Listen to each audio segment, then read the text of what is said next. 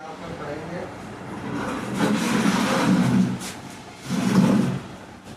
अब हम लोग यहाँ पर पढ़ेंगे लेजर। ठीक है, लेजर मतलब होता है खाता। लेजर क्यों बनाया जाता है? लेजर इसलिए बनाया जाता है क्योंकि जैसे हम लोग जनरल एंट्री मारते हैं, जनरल एंट्री में एक्चुअली बुक्स में हमारे पास 10 एंट्री होता है। ठीक है, यस बुक्स में हमारे पास 10 एंट्री होता है। तो उसमें क्या है, यदि सपोज हम कैश के बारे में लेते हैं तो कैश कभी घटता है कभी बढ़ता है, क्योंकि वो एक्चुअली में डेबिट हो रहा है कभी क्रेडिट हो रहा है। लेकिन वैसे जब हम ओरिजिनल में काम करने जाएंगे तो हमारे पास ये पॉसिबल नहीं है कि हम उसको कैलकुलेट कर पाए, क्योंकि पूरा हमारे पास 1000 एंट्री होगा तो हम उसमें ये कैलकुलेट नहीं कर पाएंगे कि कब कब कैश बढ़ रहा है कब कब कैश घट रहा है। यदि आपसे पूछ लिया जाएगा कि आप हमको इसका बताइए इस सप्ताह में आपने कितना कैश रिसीव किया और कितना कैश पेमेंट किया, तो इस चीज़ को जानने के लिए हम जनरल एंट्री का उपयोग नहीं कर सकते हैं। हमको जनरल एंट्री से पता नहीं चल सकता। हमको उसको जानने के लिए क्या बनाना पड़ेगा? लेजर। क्या बनाना पड़ेगा? लेजर खाता। ठीक है, तो लेजर का जो है डेफिनेशन क्या होता है, ये एक्चुअली में जर्नल का समरी होता है। लेजर का डेफिनेशन क्या होता है? Ledger contain are classified summary of business transaction, या इसको लिख सकते हैं जर्नल एंट्री। क्लियर है? क्लियर है? क्लियर है यहाँ तक? Yes sir. इसके बाद क्या है, लेजर जो होता है वो 3 टाइप का होता है मेरे हिसाब से, टाइप्स ऑफ लेजर। ठीक है, पहला जो आपको पढ़ना है वो है सिंपल लेजर, जिसमें क्या होता है पहले आपको जनरल एंट्री बनाना है उसके बाद लेजर बनाना है। ठीक है, दूसरा होता है यहाँ पे जनरल एंट्री से लेजर बनाना, दूसरा होता है ledger to journal entry, ledger to journal entry, और तीसरा जो है वो होता है डायरेक्ट लेजर।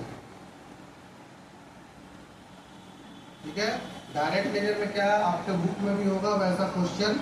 डायरेक्ट लेजर में क्या होता है कि आपको जो सिर्फ क्वेश्चन दिया हुआ रहेगा और उसमें जनरल एंट्री नहीं बनाना, सीधा लेजर बनाता है। क्लियर है? Yes. बेसिकली क्या बोला जाता है कि उसको रफ में जनरल एंट्री बना लो फिर वहां से लेजर बना लो, बट ऐसा नहीं करना है, आपको डायरेक्ट लेजर बनाने के लिए सीखना है। क्लियर है? क्लियर है? यस तो अभी हम लोग पहले सिंपल लेजर बनाने के लिए, तो इसको हम इरेज कर दें। ओके। अभी हम लोग सिंपल लेजर बनाने के लिए सीखेंगे। तो लेजर का जो फॉर्मेट होता है, यहाँ पे लोग पढ़ेंगे फॉर्मेट ऑफ लेजर। तो जैसे कि हम लोग कैश का लेजर बना रहे हैं सबसे पहले, तो यहाँ पे होगा कैश और यहाँ पे होगा अकाउंट। ठीक है, और हमेशा ध्यान रखना है कि इधर जो नाम लिखे और यहाँ जो अकाउंट लिखे, इन दोनों के बीच से लाइन लेना आपको, मोटा लाइन। क्लियर है? यस और हमेशा आपको बेसिकली ऑब्जेक्टिव टाइप क्वेश्चन में ये भी पूछा जाएगा कि ये लेजर का जो फॉर्मेट होता है वो किस शेप में होता है। तो आप देख सकते हैं यहाँ पे ये किस शेप में दिख रहा है आपको? टी शेप में होता है। क्लियर है? यहाँ पे क्या है, यहाँ पे पहले डेट का कॉलम होगा, फिर पार्टिकुलर्स होगा, फिर जेएफ होगा, फिर अमाउंट होगा। यहाँ पे क्या है, यहाँ पे डेट का कॉलम होगा, फिर पार्टिकुलर्स होगा, फिर जेएफ होगा, फिर यहाँ पे अमाउंट होगा। क्लियर है? यस यहाँ पे देखिए, ये डेट है, ये पार्टिकुलर्स है, ये जेएफ है और ये अमाउंट है।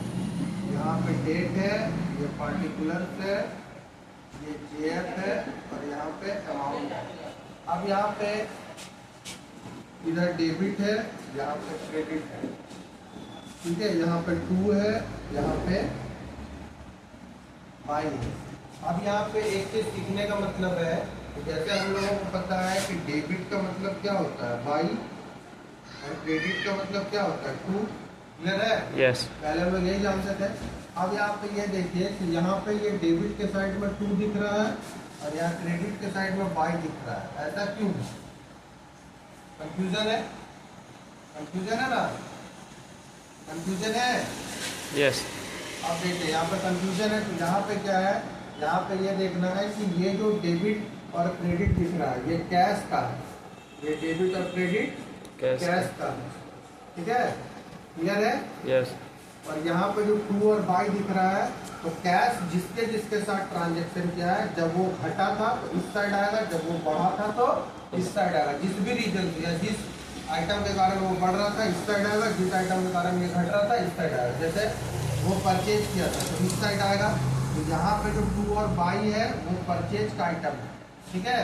और इधर जो जैसे यहाँ पे सेल है तो वो ये जो टू दिख रहा है ये इसका बैलेंस है, और ये जो बाई दिख रहा है ये इसका बैलेंस है। तो इधर जो डेबिट क्रेडिट दिख रहा है वो कैश का बैलेंस है।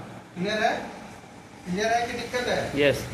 क्लियर है? अब देखिए, अब बेसिकली हम लोग क्या करते हैं, जैसे हम लोग सिर्फ कैश का लेजर बनाने सीख रहे हैं, तो बेसिकली हम लोग यहाँ पे एक क्वेश्चन लेते हैं।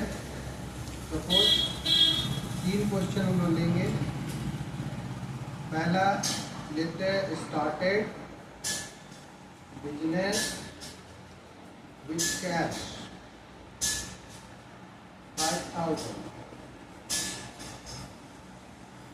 कैश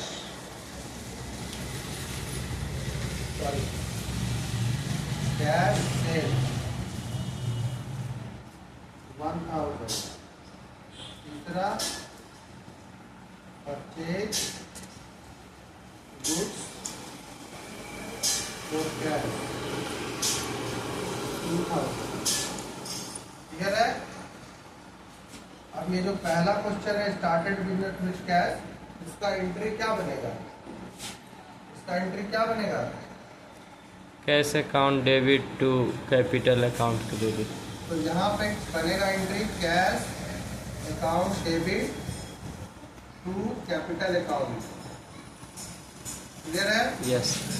अब यहाँ पे क्या है कि जैसा आप लोग को बोलता है कि इसको उल्टा कर देना या सीधा कर देना, यहाँ उल्टा पुल्टा सीधा पुल्टा कुछ नहीं करना, ठीक है।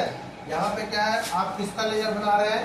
कैश का, ठीक है। यस। कैश का लेजर बना रहे हैं, तो कैश का लेजर जब हम लोग बनाते हैं तो हमको कैश को देखना है कि कैश किधर खड़ा है, किधर खड़ा है? डेबिट में, ठीक है। तो कैश का डेबिट के साइड आता है, और ये जिसके साथ ट्रांजेक्शन किया उसको यहाँ पे लिख देते हैं कैपिटल अकाउंट।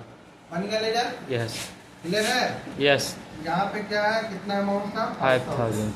क्लियर है? यस। अब यहाँ पे आप लोग ये भी देख रहे हो कि यहाँ पे जेएफ लिखा हुआ है, ठीक है। यस। तो जेएफ का मतलब होता है जर्नल फॉलियो। क्लियर है? यस। ये क्या है, जब हम लोग हाथ से काउंटिंग करते थे, ठीक है ना, रजिस्टर में, तो यहाँ पे एक नंबर लिखा हुआ रहता है। इस नंबर को जो ये नंबर जब हम जनरल एंट्री में जाके देखेंगे, ठीक है, तो इसका एंट्री हमको दिखने लगेगा।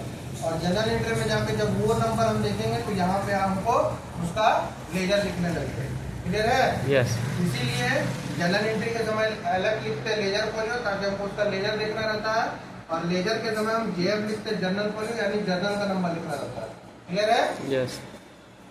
अब यहाँ पे दूसरा क्वेश्चन है कैश सेल।